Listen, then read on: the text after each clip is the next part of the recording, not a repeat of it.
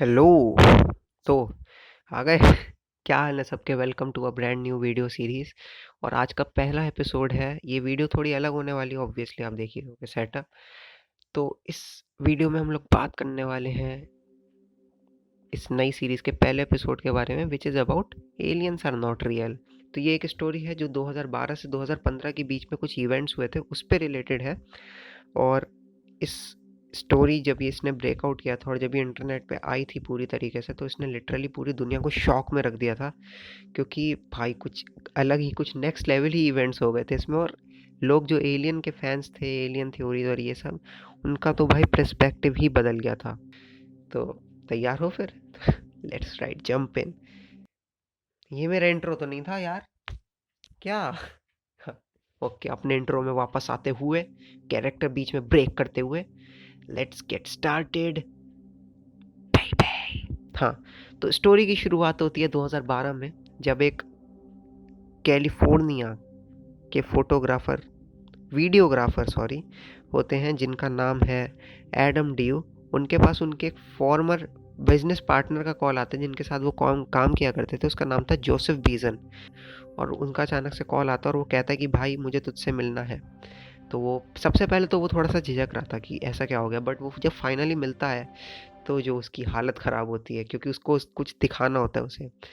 तो वो उसे कुछ सीरीज़ ऑफ स्लाइड्स दिखाता है, और वो उस स्लाइड्स में पिक्चर्स थी बेसिकली। और लेकिन जैसे एक के बाद एक स्लाइड्स आगे बढ़ती रहती हैं, तो मामला इंटेंस होता रहता है। और तो बेसिकली जब वो स्लाइड्स आगे बढ़ रही थी, तो उसी बीच में पता लगता है कि ये जो स्लाइड्स उसके सामने हैं, ये कोडाक्रोम स्लाइड्स हैं। आप लोग काफ़ी लोग जानते होंगे कोडाक्रोम स्लाइड्स। तो ये 14 साल पुरानी थी, and this belongs to a woman जिसकी तब डेथ हो चुकी थी। और ये स्लाइड्स जोसेफ बीजन के पास इसलिए थी क्योंकि जो जोसेफ बीजन की बहन थी, उसको तब हायर किया गया था उस ओल्ड वुमन की डेथ के बाद, उसकी सारी बिलोंगिंग्स, उनको सब, to get rid of them. तब उसको कुछ प्रॉपर फ्यूल नहीं मिला था उसको डिस्पोज करने के लिए, तो वो एज इट इज़ उस पूरे बॉक्स को अपने घर ला के रख देती है एक साइड में। और काफ़ी साल बीत जाते हैं, all of a sudden he just opens it. और तब वो उसको कास्ट करती है उन स्लाइड्स को, और उसको कुछ दिखता है उसमें, जिस वजह से वो स्लाइड्स जोसेफ बीजन के पास आती हैं। तो एडम डी और वो लोग उसके पास एक के बाद एक उस तरफ जा रहे होते हैं। वहाँ काफ़ी अलग अलग टाइप की फ़ोटोज़ थी, जैसे कि जो 34th यूएस के प्रेसिडेंट थे, आइजन हावर, उनकी फ़ोटो थी ट्रेन टूर करते हुए, which was most probably after world war 2, victory celebrate करते हुए। तो ऐसी काफ़ी सारी फ़ोटोज़ थी उसमें। तो उन्हीं एक फ़ोटोज़ में आगे आगे बढ़ते रहते हैं, तो काफ़ी एक्टर की, काफ़ी सिंगर्स की फ़ोटोज़ आती हैं उसमें, जिनकी ऑलरेडी डेथ 1970s 1990s तक हो चुकी थी। तो इट वाज क्लियर कि काफ़ी पुरानी कलेक्शन ऑफ फ़ोटोज़ था। लेकिन मामला इंटेंस हो जाता है जब लास्ट की दो फ़ोटोज़ आती हैं, और जिसको देखने के बाद एडम लिटरली हाफ जाता है। क्योंकि उसके सामने जो आता है वो एक फिगर होती है जो बहुत ही पतली सी, बहुत ही छोटी सी होती है, और वो लेटी हुई होती है किसी जगह पे, एज इफ़ कि उसके साथ कुछ हुआ है या इट इज़ डेड। और वो लेटी हुई होती है, वो काफ़ी पतले होते हैं उसके हाथ, उसके पैर, उसका खोपड़ा बहुत बड़ा सा होता है, उसकी जो आई सॉकेट्स होते हैं वो बहुत बड़े से होते हैं, उसका जो ये सब होता है, उसका कुछ कुछ ट्रायंगुलर सी शेप का होता है, और उसका मुंह बहुत छोटा सा होता है, और उसकी नाक भी बहुत छोटी सी होती है। वो जितना क्लोजली एडम ड्यूस को देख रहा होता है, उतना वो रियलाइज़ करता है कि this is not a human being, this has to be something out of this world. तो क्योंकि ये फ़ोटो ऑब्वियसली देखने से पता लग रही थी कि ये काफ़ी पुरानी थी, उसकी क्वालिटी भी बहुत ज़्यादा अच्छी नहीं थी। और क्योंकि एक वुमेन जिसकी 14 साल पहले डेथ हो चुकी है, आप सोचिए कि उस टाइम पे तो किसी चीज़ को डीप फेक करना इज़ लिटरली इम्पॉसिबल। तो उस टाइम की ये फ़ोटो थी, और जिस टाइप से फ़ोटो दिख रही थी उसे देख के पता लग रहा था कि ये तब की भी फ़ोटो नहीं है, 14 साल से भी पहले की फ़ोटो है। तो ये देखते ही एडम ड्यू को सबसे पहले तो जो चीज़ याद आई, एक्स्ट्रा टेरेस्ट्रियल बीइंग याद करते ही, वो थी रोजवेल इंसिडेंट 1947। अब काफ़ियों को नहीं पता होगा, हम मैं डिटेल में तो नहीं बता सकता यहाँ पे, वरना बहुत टाइम लग जाएगा, वो हम लोग नेक्स्ट एपिसोड में करेंगे। खैर, तो रोजवेल 1947 में एक इंसिडेंट हुआ था, जब रिपोर्टेडली एक फ्लाइंग सॉसर जो है वो रोजवेल में क्रैश किया था, एक बड़े से खेत में, एक रेंच में, RANCH रेंच, इंग्लिश। तो वो क्रैश किया था, और वहाँ पे काफ़ी मलबा मिला था उससे related, which is also called debris. तो उस टाइम पे न्यूज़पेपर में खबर आई थी कि RAAF ने बरामद किया है एक फ्लाइंग सॉसर जो रात में क्रैश हो गया था all of a sudden. But अगले ही दिन प्रेस कॉन्फ्रेंस के टाइम पे US गवर्नमेंट की तरफ से ये रिपोर्ट आती कि it was not a flying saucer, it was a weather balloon, जो कि एक प्रोजेक्ट था जिसका मैं नाम यहाँ लिख दूंगा, कुछ यहाँ आ रहा होगा आपके, हाँ, उसके अंदर आया था वो वेदर बैलून। और वो एक एक्सपेरिमेंट था जो 1949 तक चला भी था। It was related to weather balloon और उनका यूज़ होता था साउंड वेव्स को डिटेक्ट करने के लिए ऊपर एटमॉस्फेयर में।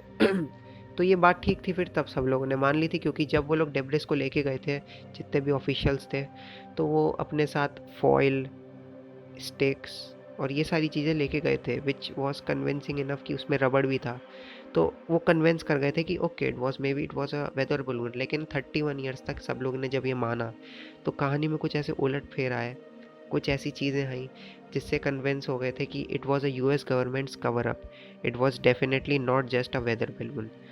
तो हम्म तो कहानी यहाँ तक चली थी। अब वो क्या हुआ था उसके लिए आप पार्ट 2 में रुकिए। खैर, हमारा आज का एपिसोड रोजवेल इंसिडेंट के बारे में नहीं है।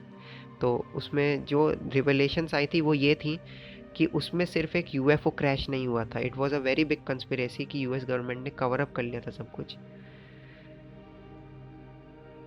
उसमें सिर्फ एक UFO क्रैश नहीं हुआ था, उसके साथ 3 डेड बॉडीज भी थी which belonged to extra territorial beings. तो उस फोटोज़ को देख के एडम ड्यू काफ़ी ज़्यादा सोच रहा था कि what if this is it, क्या हो अगर इसका कनेक्शन उस चीज़ से है।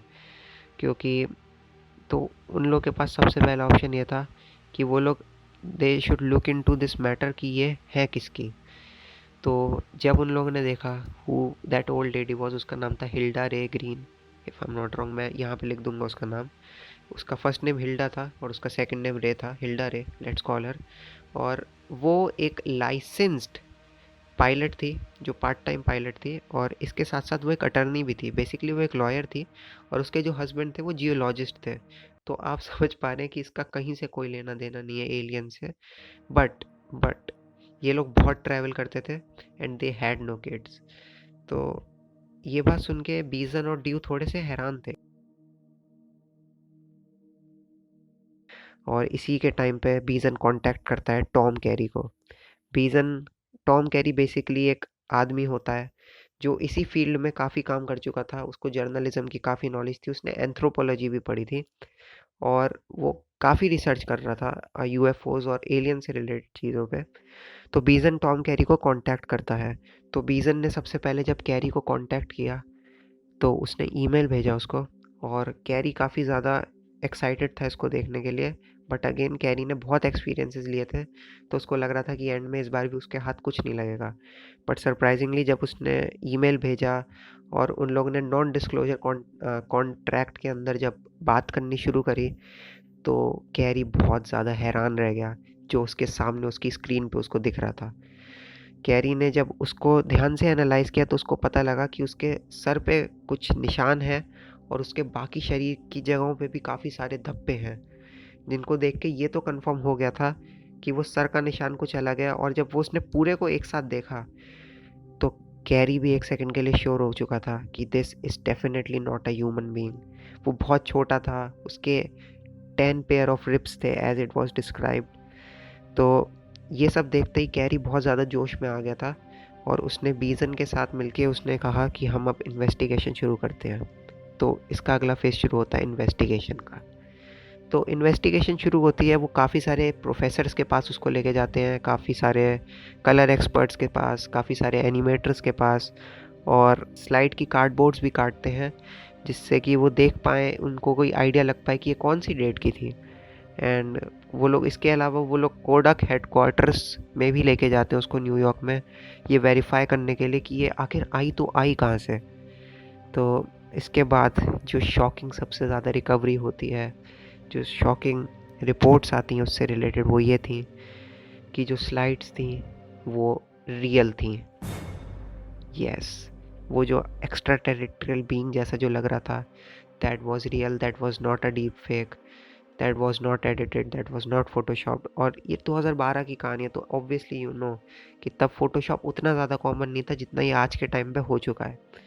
जब टाइमलाइन इसकी पता की गई तो इट वाज रिवील्ड कि ये जो फ़ोटो थी, ये स्लाइड्स जो थी, कोडाक्रोम स्लाइड्स, ये थी अराउंड टाइमलाइन 1945 से 1949 के बीच में, जो अगर आप ध्यान से सुन रहे होंगे तो ये रोजवेल इंसिडेंट के कितना करीब थी। बट इन लोगों ने इसके बाद काफ़ी ज़्यादा सीरियस हुए और ये लोग लोगों के पास जाने लगे इन ऑर्डर टू सी कि ये लोग और कितना इससे पता लगा सकते हैं। तो ये लोग जब भी लोगों के पास जाते तो लोग इन लोगों से सिर्फ दो ही चीज़ें पूछते थे, दो ही टाइप की चीज़ें। नंबर एक कि आपके पास ये चीज़ आई कहाँ से, दूसरी कि क्या गवर्नमेंट को इस बारे में पता है। क्योंकि ऐसा लगने लगा था ड्यू को कि जो पावरफुल लोग हैं वो चाहते हैं इस इंफॉर्मेशन को, और वो लोग शायद से इसको डिस्ट्रॉय करना चाहते हैं। काफ़ी टाइम पे वो अपने आप को क्वेश्चन भी करता था कि ये जो उसके घर के बाहर वैन खड़ी हुई है वाइट वाली, हर दिन आके ये क्यों खड़ी हो जाती है उसके घर के बाहर। तो ऐसे काफ़ी चीज़ थी, एंड बिकॉज ऑफ दिस उसने पूरे अपने 3 साल सिर्फ और सिर्फ इस चीज़ के रिसर्च में लगा दिए थे। और वो अपनी पर्सनल लाइफ से बहुत दूर हो चुका था, इवन हिज वाइफ वो भी इससे बिल्कुल खुश नहीं थी। अब आता है इसका फाइनल पार्ट इस स्टोरी का, जिसने सबके होश उड़ा दिए। तो फाइनल पार्ट आता है जब 3 साल बीत जाते हैं इस इंसिडेंट को, एंड इट वाज 2015। बीजन, उसका दोस्त ड्यू और कैरी, ये तीनों फिर डिसाइड करते हैं कि क्यों ना हम लोग इतना इन्वेस्टिगेट कर चुके हैं। कैरी का इसमें इतना बड़ा रोल नहीं था जितना ड्यू और बीजन का था। तो ये लोग काफ़ी जगह जाते थे, काफ़ी सेमिनार्स भी लेते थे, लेकिन एक बार जब इन लोगों के साथ ज़्यादा हुआ तो ये लोग भड़क गए और इन लोगों ने सब कुछ खोल दिया। कि इन लोगों ने थोड़ी बहुत स्नीक पिक दे दी बीजन के तरफ से कि हमारे पास ये इन्फॉर्मेशन है, हम इतना एक्वायर कर चुके हैं।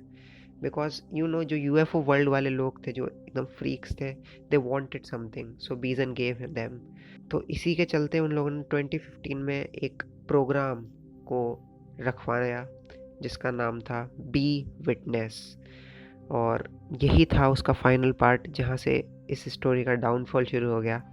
तो वो बुक नहीं लिखना चाहता था, वो चाहता था कि वो एक डॉक्यूमेंट्री बनाए, और उसकी बात भी हुई थी पास में एक नेटवर्क से, and they even approved it. और उसका एक टीज़र भी आया था। If you guys want to see the teaser, मैं लिंक डिस्क्रिप्शन में डाल दूंगा। तो उसने सब कुछ रेडी किया, फिर उसके बाद टीज़र के बाद उसने डॉक्यूमेंट्री ना रिलीज़ करते हुए उसने एक इवेंट रखा विच वॉज बी विटनेस। तो उस इवेंट में काफ़ी सारे टिकट सोल्ड हुए। अराउंड 7,000 लोगों ने इसमें टिकट सोल्ड परचेज़ किए थे, और जो टिकट का प्राइस था वो लगभग $20 से लेके $86 के बीच में है। और अगर आप इसका मिनिमम नहीं, चलो आप अगर मान लो $40 का भी एक प्राइस गया था तो इट वाज अराउंड 2800,000। और अगर आप इसको इंडियन रुपीज़ में कन्वर्ट करेंगे तो इट इज़ ओवर 2 करोड़। तो यप, इतना रहा था। तो फाइनली डे आता है, वो 5 मई 2015 का डे था जब ये शुरू हुआ बी विटनेस। तो बी विटनेस उनका कार्यक्रम बहुत सही गया था। यूएफओ वर्ल्ड वाले लोग, कुछ लोग शॉक भी थे, कुछ लोग काफ़ी सदमे में थे, बाकी कुछ लोग ऐसे थे कि no come on, this is not real और it is just a publicity stunt और कुछ नहीं। But after be witness ended, 2 दिनों के बाद ही जो फ़ोटोज़ उसमें दिखाई गई थी और जो बाकी सारी चीज़ें दिखाई गई थी वो चीज़ें लीक हो गई। 2 दिन के बाद ही जो फ़ोटो, जो सेंटर ऑफ अट्रैक्शन था उस बी विटनेस का, वो एलियन वाली फ़ोटो, वो उस इवेंट से बाहर आई और वो लीक हुई। और जब वो लीक हुई तो ऐसी ऐसी शॉकिंग डिस्कवरीज हुई उस फोटोज़ के बारे में जिसने पूरी दुनिया के होश उड़ा दिए। तो इट टर्न्स आउट कि वो जो फ़ोटो थी वो फ़ोटो रियल एलियन की फ़ोटो थी ही नहीं। पर इसका मतलब ये नहीं है कि वो फ़ोटो नकली थी। That photo was real but it was not a photo of a aliens dead body. तो 2 दिनों के अंदर ही ये चीज़ पे कंक्लूजन आ गया था कि वो जो फ़ोटो थी वो एक 2 साल के बच्चे की डेड बॉडी की थी जिसको मम्मीफाई किया गया था। मम्मीफाई अगर आप नहीं जानते हैं तो जैसे इजिप्ट में पहले जब राजा मरते थे तो उनकी मामीज़ बनाई जाती थी, मम्मीज़, उसी टाइप से था वो।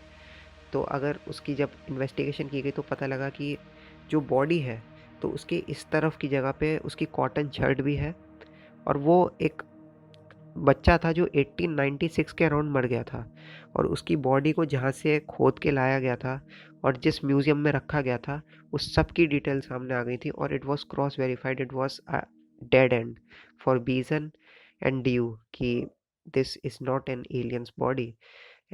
और इसी तरीके से उनका जितना भी सारी रिसर्च थी उस पे सब पर पानी फिर गया था। तो बेसिकली जिस म्यूज़ियम में था वो, उसका नाम था चैपिन मेसा आर्कियोलॉजिकल म्यूज़ियम इन मेसा वेर्डे, कोलोराडो कोलोराडो। मैंने डेफिनेटली इसको बहुत ही गलत प्रोनाउंस किया, मैं स्क्रीन पे डाल दूंगा नाम, यहाँ कहीं आ रहा होगा। तो इस इवेंट के ख़त्म होते होते, इस पूरी कंट्रोवर्सी के ख़त्म होते होते, काफ़ी लोगों ने इनको फ्रॉड बोला, काफ़ी बातें सुनने को मिली, इन लोगों की काफ़ी बदनामी हुई थी, बहुत भर भर के बदनामी हुई थी। बट सबसे बड़ा क्वेश्चन यही था कि ऐसा हुआ क्यों। तो क्योंकि जो इंसान इन सब में इन्वॉल्व भी था लेकिन उसका डायरेक्ट इन्फ्लुएंस नहीं था इस सब पे, कैरी, तो उसकी जब फाइनल स्टेटमेंट आई थी इससे रिगार्डिंग, वो ये थी, ये बहुत ही ज़्यादा एक सोफिस्टिकेटेड हॉक्स था, यानी कि एक बहुत ही ज़्यादा सफाई से किया हुआ धोखा था जो ड्यू और बीजन ने किया था। कैरी ने कहा कि ड्यू ने स्लाइड के साथ बहुत ज़्यादा हेर फेर किया था, और एक जो पहलू इन लोगों को, एक जो सुराग इससे रिलेटेड समझ नहीं आया था, वो था प्ले कार्ड। लेकिन उन लोगों ने उस प्ले कार्ड के साथ भी धोखा किया था, और कैरी का इस पे यही कहना था कि उनको जो कुछ भी मिला था उनको वो पहले से ही बहुत बदला हुआ लग रहा था। फिर लोगों ने फिर कहा कि यार तुमने 3 साल मेहनत करी, तुमने इतना कुछ किया, तो why would you do this. तो इसका एक ही जवाब था, MONEY, यप, मनी। और इट वॉज लेटर रिवील्ड, जो इन लोगों ने 3 साल की मेहनत पोर्ट्रे की थी वो सब इसी चीज़ में थी कि how they can deep fake it, how they can do this. और क्योंकि जब ये सारी चीज़ लोगों के सामने आई थी तो डी और बीजन का यही यही क्वेश्चन था कि यार हमने 3 साल इस चीज़ में लगा दिए, इन लोगों ने ये काम सिर्फ 2 ही दिन में कैसे कर लिया। वो इसीलिए हुआ था। और अगर आप उस फोटो को ध्यान से देखें भी, तो आप जितना गौर से देखते हैं आपको लगता है कि हाँ, it is not a human body, but it turns out कि या it was a human body. उसको अच्छे से डीप फेक किया गया था। उस फोटो को देख के लग ही ऐसा रहा था कि वो बहुत पुरानी फ़ोटो है, और क्योंकि वो फ़ोटो म्यूज़ियम से ताल्लुक़ रखती थी तो बाद में इस चीज़ का बहुत ज़्यादा सेंस बना कि कैसे हिल्डा जैसे घूमती रहती थी अपने हस्बैंड और जियोलॉजिस्ट के साथ, तो वो लोग डेफिनेटली कभी ना कभी उस म्यूज़ियम गए होंगे मैक्सिको, और तब उन्होंने वहाँ वो फ़ोटो खींची होगी। That's how it was an old pic. वरना आप खुद सोचिए, अगर उस हिल्डा के उस प्रेसिडेंट के साथ, यूएस के 34th प्रेसिडेंट के साथ ही अगर कॉन्टैक्ट्स होते, और मान लो अगर वो एक्स्ट्रा टेरिटोरियल ह्यूमन बींग्स तक पहुंच भी जाती, तो क्या वो इतनी आसानी से उसको फ़ोटो लेने देते। तो मैं आया हूँ इस पे अपने फाइनल थॉट्स देने, क्योंकि पहले मेरा कैमरा ही बंद हो गया था। Well done. माइक। तालियां होनी चाहिए यार हमारे लिए। आई होप वॉइस आ रही होगी, और नहीं भी आ रही है तो अब it is what it is, क्योंकि फाइनल थॉट्स हैं। तो मेरे स्टोरी पे फाइनल थॉट्स बस इतने सही हैं कि खेल गए यार, सही खेल गए। Just kidding. मेरे इस स्टोरी पे फाइनल थॉट्स ये हैं कि इन लोगों ने 3 साल मेहनत की थी, और हो सकता है कि इन लोगों ने सब कुछ डीप फेक किया सिर्फ पैसे कमाने के लिए, बट उन लोगों ने 3 साल मेहनत करी। इससे अच्छा तो वो लोग एक नया कोई ऐसी चीज़ बनवा लेते, वो लोग सिर्फ एक ही फ़ोटो के पीछे क्यों पड़े हुए थे। इससे तो बेटर वो लोग 3D मॉडल आर्टिस्ट के पास भी गए थे, और काफ़ी सारे लोग, they could have made a new photo और अ न्यू मॉडल।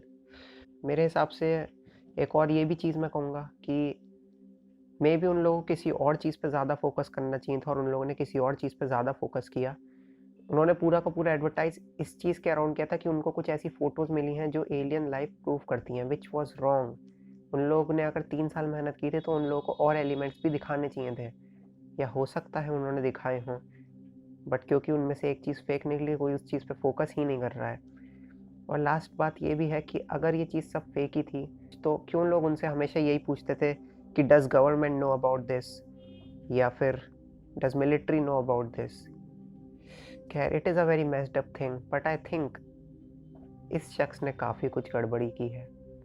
खैर, मेरे फाइनल थॉट्स यही हैं कि सब लोग इसमें गिल्टी नहीं है, सब लोग इनोसेंट भी नहीं है। डेफिनेटली कुछ ना कुछ फ्रॉड हुआ है, और लोगों के रुपए भी गए हैं।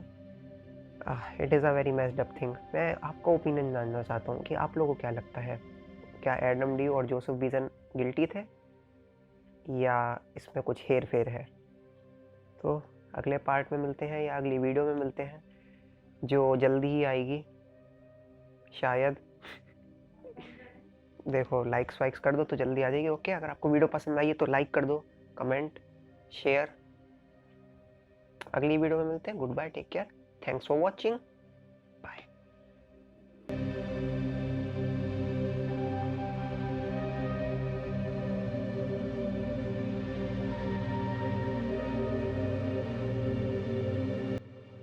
एक सेकंड, मैंने अभी अभी रियलाइज किया कि मैंने सब कुछ सच सच बता दिया और मैंने फैक्ट्स को बिल्कुल भी मैनिपुलेट नहीं किया। अब वीडियो कैसे वायरल होगी? शिट।